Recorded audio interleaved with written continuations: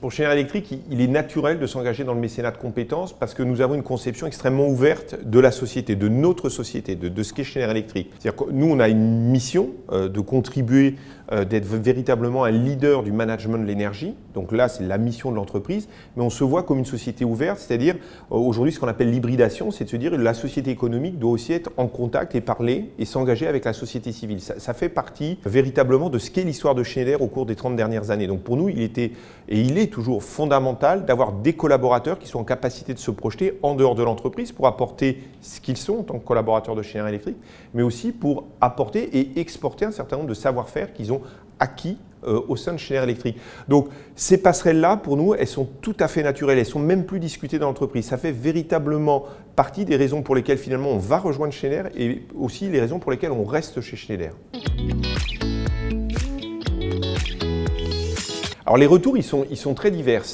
Ils sont très divers parce que je crois que les raisons pour lesquelles un collaborateur ou une collaboratrice s'engage dans une démarche de mécénat des compétences sont très diverses. Chacun a des motivations qui sont très diverses. Donc finalement, quand les collaborateurs ou les collaboratrices retournent dans l'emploi chez Schneider, les retours sont très différents. Donc des personnes ont pu acquérir des compétences, on va dire dures, comme la gestion de projets, avoir acquis des compétences métiers qu'ils n'avaient pas forcément quand ils étaient en fonction.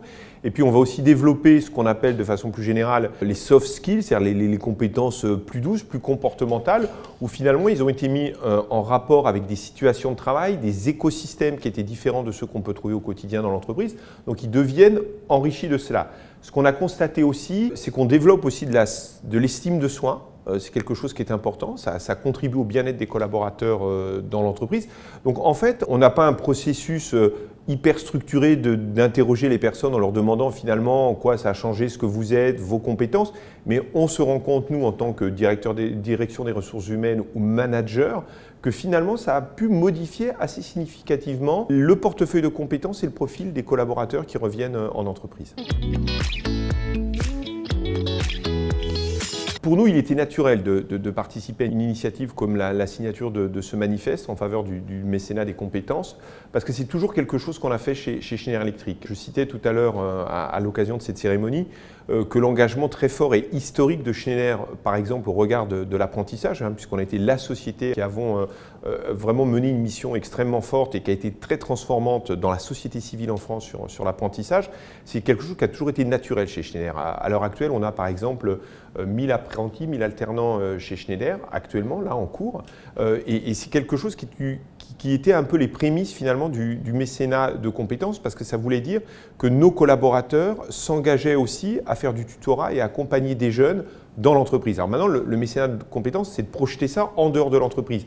Mais j'allais dire, c'était dans l'ADN de l'entreprise. Donc pour nous, il était naturel de signer ce manifeste et de participer à cette manifestation aujourd'hui. Et je crois que de façon plus importante, il est clé que des grandes entreprises, pas seulement des grandes entreprises, mais nous faisons partie des grandes entreprises françaises. Il me paraissait fondamental que des grandes entreprises françaises montrent aussi la voie à d'autres dans ce domaine-là et soient en capacité de faire des retours et des partages d'expériences. Je ne crois pas qu'on progressera dans le domaine du mécénat de compétences à travers des lois, des règlements. C'est quelque chose qui doit venir du terrain. Et si certaines grandes entreprises peuvent montrer la voie à d'autres et partager leur expérience, nous, on est ravis de le faire.